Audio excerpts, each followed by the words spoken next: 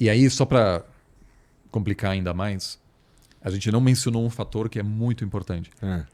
As mudanças climáticas vão devastar o Oriente Médio como primeira região do mundo que se tornará provavelmente inabitável. Olha, sobre esse assunto, assim, quando a gente falando de conflito no Oriente Médio e tudo mais, eu acho que eu nunca vi ninguém falar de Cara, mudança mudança climática. climática é terrível porque você tem, apenas para te dar um exemplo, a guerra civil na Síria, uma guerra de proporções terríveis que levou ao envolvimento americano e russo.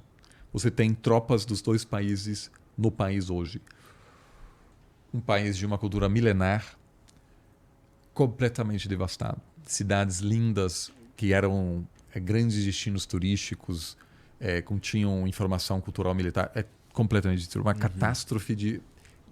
Teve como um dos seus fatores-chave uma seca histórica de vários anos, na década dos anos 2000, que levou jovens a migrarem para os grandes centros urbanos da Síria, porque não havia mais como sustentar as famílias no campo.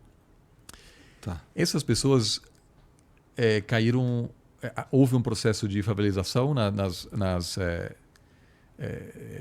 regiões perto dos grandes centros, na periferia, e essas pessoas, muitas delas, não conseguiram emprego. Jovens, sem nenhuma perspectiva econômica, porque as cidades não conseguiram, as economias urbanas não conseguiram absorver esses jovens. Isso causou um descontentamento que fez com que a faísca das manifestações da então chamada Primavera Árabe, que afetou numerosos países, levasse a um levante popular contra o governo do Bashar al-Assad. Isso no final dos anos 2000? Por ali? 2010, né? Isso levou a uma onda de manifestações, vários governos caíram, o governo do Egito caiu, o Gaddafi caiu, o governo da Tunísia caiu, enfim, teve aí uma situação muito instável. O presidente da Síria optou pela repressão militar, matou um monte de manifestantes, aquilo desestabilizou o país e levou a essa guerra civil que produziu uma onda de refugiados, muitos dos quais foram para a Turquia, para vários países da região, mas muitos foram para a Europa também. E a chegada de dezenas de milhares de sírios desestabilizou a política da Europa e levou à ascensão da extrema-direita na Alemanha, que está vencendo hoje uma eleição atrás da outra. Então, aquilo é fundamental a mudança climática no início. É doido. E levou a essa reação.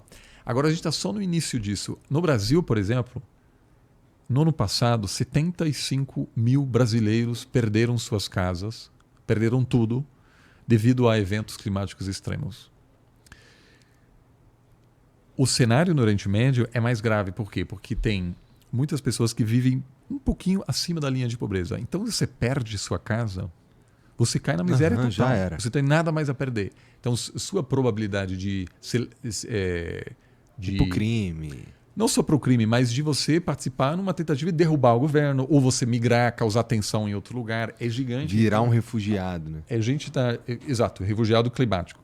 E a gente está diante de uma situação em que partes do Iraque, da Síria, aos poucos se tornam inabitáveis, em parte devido à desertificação, falta de água.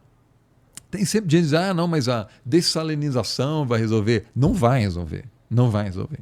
Essas regiões acabam não oferecendo mais nenhuma oportunidade econômica. Então, essas pessoas vão migrar ou vão se levantar contra seus respectivos governos, causando instabilidade em numerosos países ao redor do mundo. E para complicar, tanto na Europa e nos Estados Unidos, há um novo consenso de fechar as portas.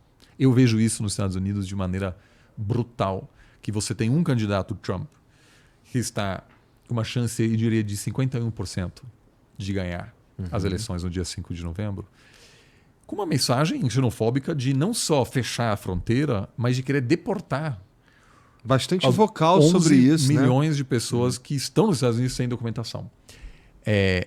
E os europeus igual. Quem está vencendo as eleições atualmente é a direita nacionalista anti-imigração, mesmo se eles não tomarem o poder em determinados países, os partidos centristas, de forma preventiva, vão incorporar essa política mais de fechar a fronteira para se manter no poder, né?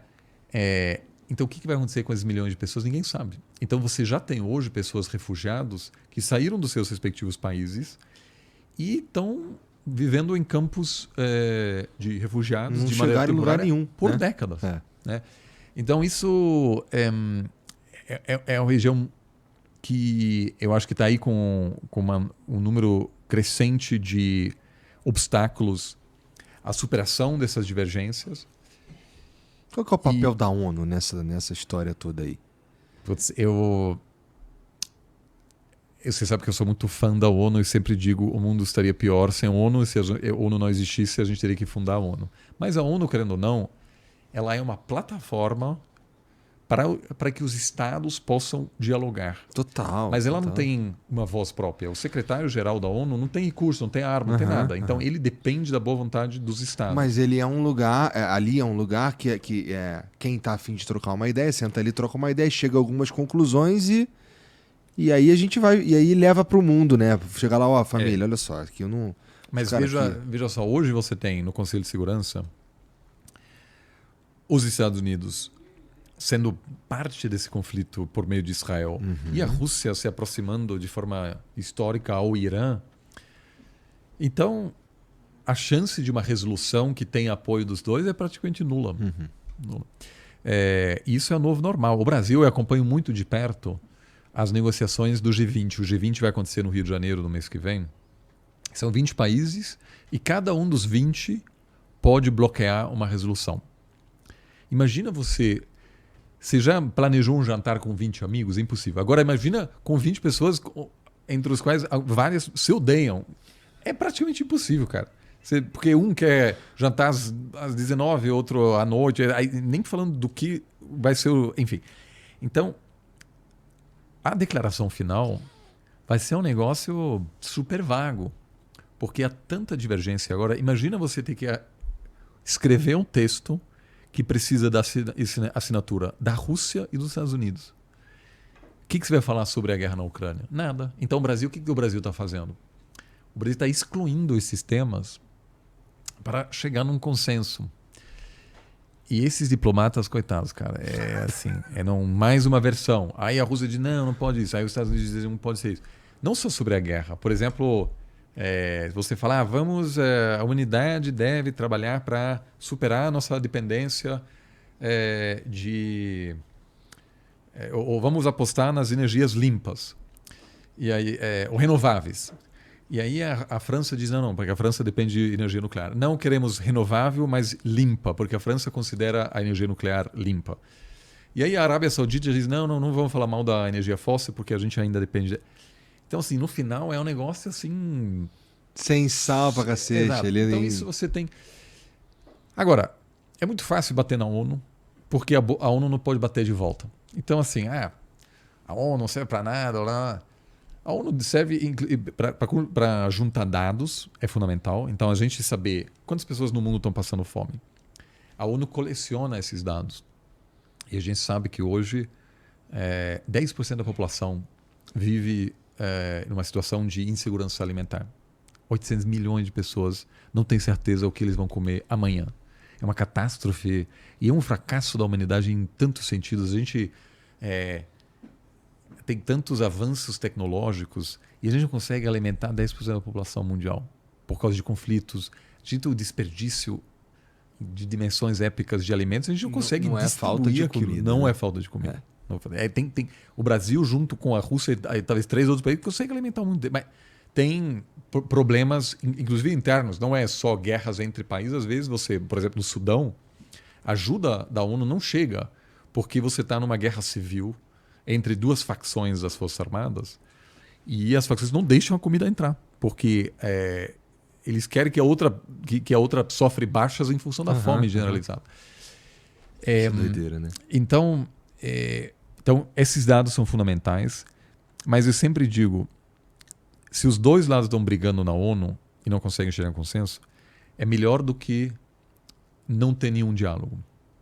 Porque às vezes há casos de... Porque pelo menos se estabelece uma relação pessoal, pode ser de inimizade. Mas a representante permanente dos Estados Unidos na ONU conhece o representante permanente da Rússia como se fosse assim um familiar que estão brigados, mas eles se veem todos os dias. Então, sei lá na frente, de repente eles... Entendeu? Porque aí vem a questão que acho que a gente nem está falando. Para a gente salvar ou proteger a humanidade, é preciso que esses países colaborem, por exemplo, no combate contra as mudanças climáticas. Isso, a maior questão que na minha área as pessoas hoje debatem é como uma nova Guerra Fria entre, de um lado, a Rússia e a China e do outro, o Ocidente, os dois países, os dois blocos querendo atrapalhar o outro, como esses dois lados conseguem colaborar no combate contra as mudanças climáticas. Porque se um lado falar, não quero porque eu te odeio, então todo mundo vai se ferrar. Né? Então essas tentativas de preservar o diálogo, às vezes eu faço uma viagem para... É uma espécie de networking, assim, eu vou lá, tal, aí tem um participante americano, eles discordam o dia inteiro, assim, é meio chato, porque eu ouço pela 15ª vez o argumento do russo, pela 15ª vez... Aí tem um jantar, meu climão, né? Porque é complicado. Aí todo mundo vai para casa. Eu me pergunto assim, para que a gente está fazendo isso? Mas é para, pelo menos... Já fez isso algumas vezes? Muito. Toda hora. Toda hora. Toda hora. No negócio do G20 tem o T20, por exemplo. São os think tanks do G20, né? Ou seja, pesquisadores dos 20 países. No BRICS, enfim, toda hora acontece. Mas é fundamental. É fundamental. Uhum. Então, eu acho que a gente conversou disso na última vez. Em fevereiro, eu participei de uma conferência na Índia, onde teve russos e ucranianos. E eu estive numa reunião com os dois lados que foi terrível. Eu queria dizer, gente, vamos encerrar logo, porque seria um péssimo diplomata, porque eu não consigo esconder o que eu penso e tal. Eu tô lá, eu também seria péssimo. Mas é importante que os dois lados conversem. E aí, para responder sua pergunta, é importante. Tem gente dizendo que a ONU custa muito dinheiro. Não custa muito dinheiro. Não custa. A ONU que menos tem recurso. Né? Então, precisa da ONU porque é a nossa única esperança. Às vezes fracassa, na verdade com frequência fracassa, mas as metas que a ONU tem são as mais difíceis, porque a ONU só tenta resolver quando a questão está muito difícil e os países de forma entre eles já não conseguem mais. Então você dizer, pô, mas o que a ONU resolve? Às vezes ela resolve o fato dos dois lados se conhecerem, dialogarem, só de evita o surgimento talvez, de outros conflitos que hoje não existem, graças à atuação preventiva da ONU. Missões de paz, muitas vezes, evitam o surgimento de uma nova guerra. Mas a ONU não acaba sendo creditado por isso. Né? Ninguém fala, nossa, graças à ONU, essa guerra aqui nunca existiu.